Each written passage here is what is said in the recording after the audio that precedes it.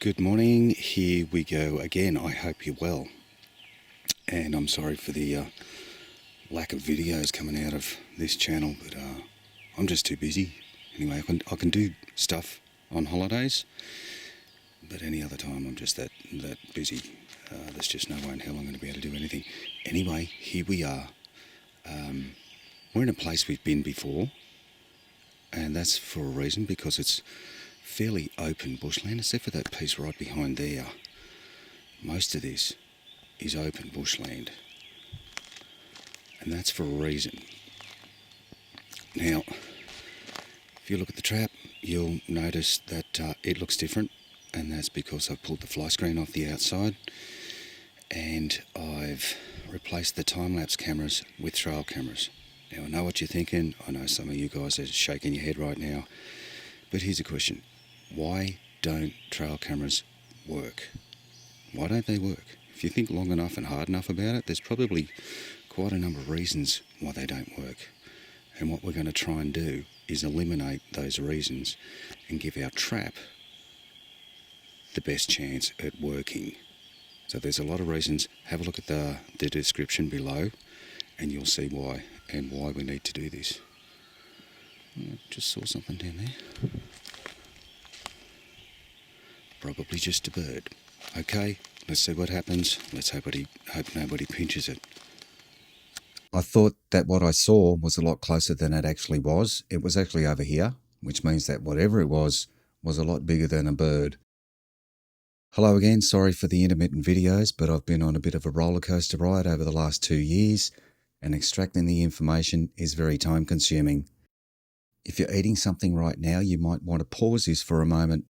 Back in February 2012, I was in the forest and decided to do an experiment.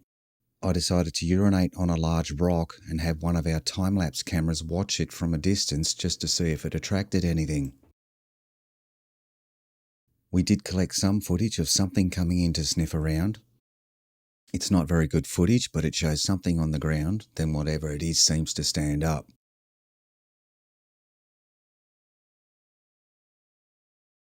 Regardless of what it is or what it was, it attracted something.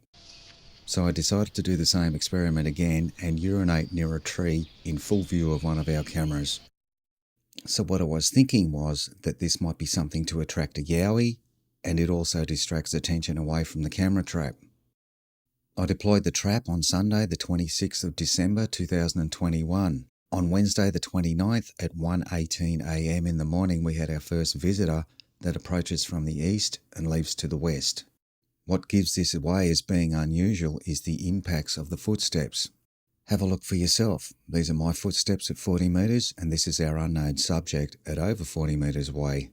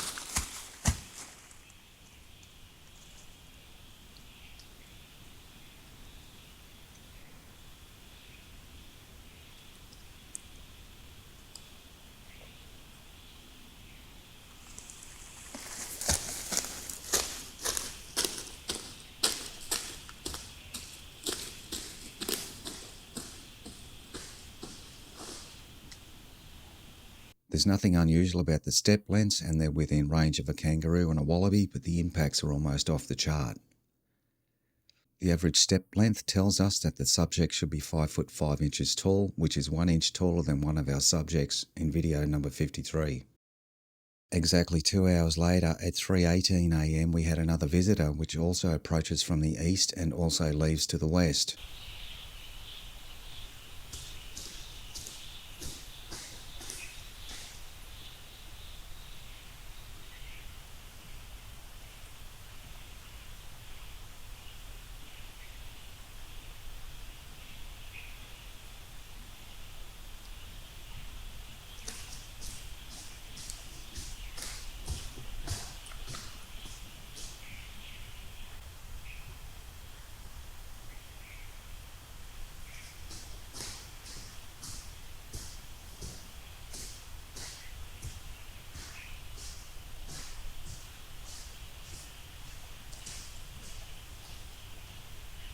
The step lengths of this subject are outside any wallaby or kangaroo we've recorded, and according to the step length chart, this subject should be 5 foot 11 inches tall.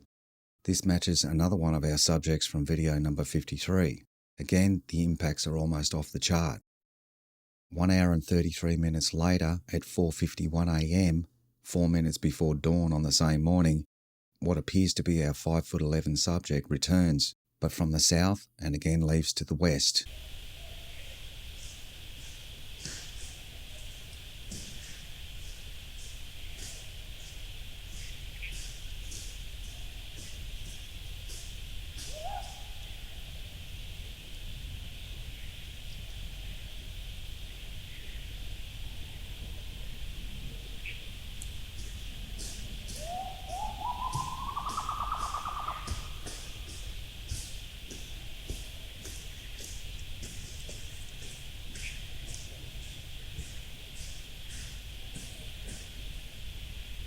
Again, the step lengths are off the chart. Again, the impacts are off the chart. On Thursday, the 30th of December 2021 at 12:52 p.m, we collected 4 faint, high-pitched distant calls, which sounds like the high-pitched unknown calls we've collected before. Check out the link below to my audio page. If you scroll down the page, the first recordings you'll see are from what I believe to be the little fellas, the Junjudee.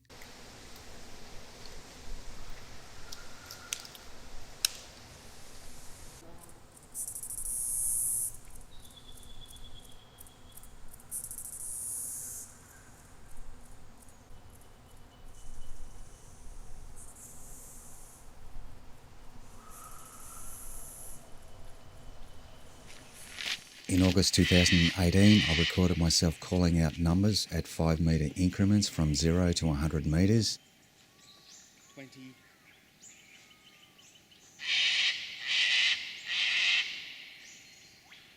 25. This is the first time I've used this chart to calculate distances for vocalizations. Just remember, everything I mention on here is a hypothesis, which is an explanation made on the basis of limited information. The audio and charts are facts, my explanation is not. The other thing you need to know is that the distance comparisons probably aren't 100% correct, but that's not the important part. Whether the real distances are slightly further away or slightly closer than what I've calculated isn't what's important. What's important to me is the behaviour we can see.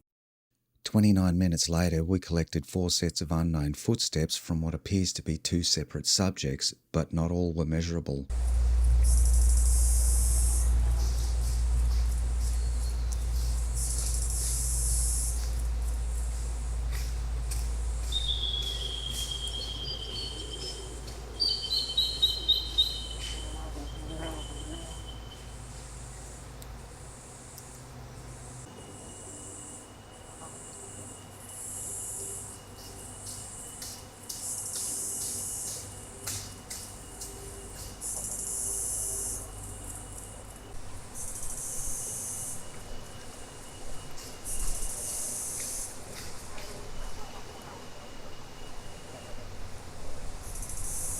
On Friday the 31st of December 2021 at 5:01 a.m, 3 minutes before dawn, we collected what appears to be 2 subjects to the north of the gear, moving from the north to the west.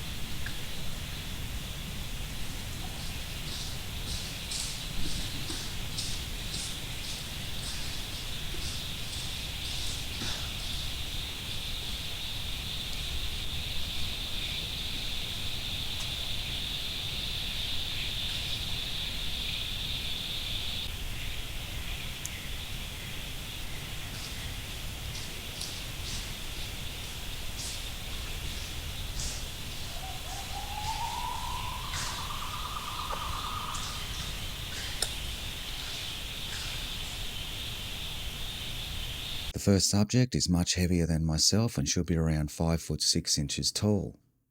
The second subject is much heavier than myself and should be around 5 foot 4 inches tall. On Saturday, the 1st of January 2022 at 5:35 a.m, 4 minutes before dawn, we collected 3 groups of footsteps. There seems to be plenty of footsteps, but according to the measurements, not much movement, and this is probably because the subject is down behind the gully, which makes the calculations off.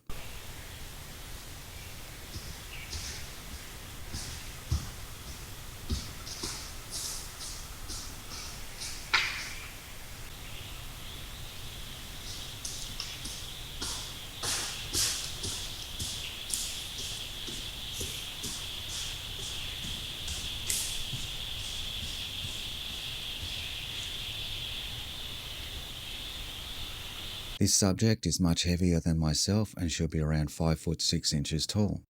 So the location of the 3 subjects we identified in video number 53 is 4 kilometres to the southeast of this location. Now I'm going to speculate. I believe that we may have caught the same 3 subjects in this area.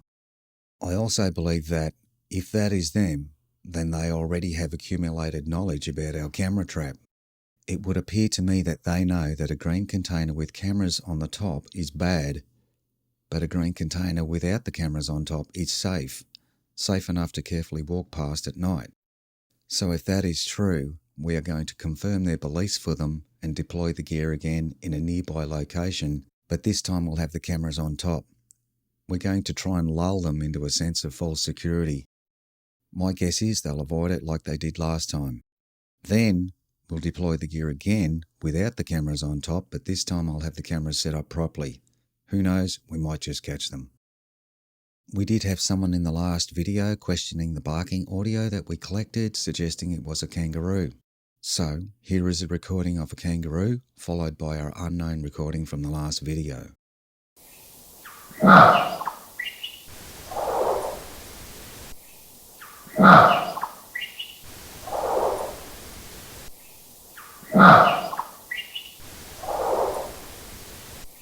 And here's a piece of audio from the last video I promised one of our subscribers. It's a recording of something flying over the area quite quickly in the middle of the night, but it's difficult to hear.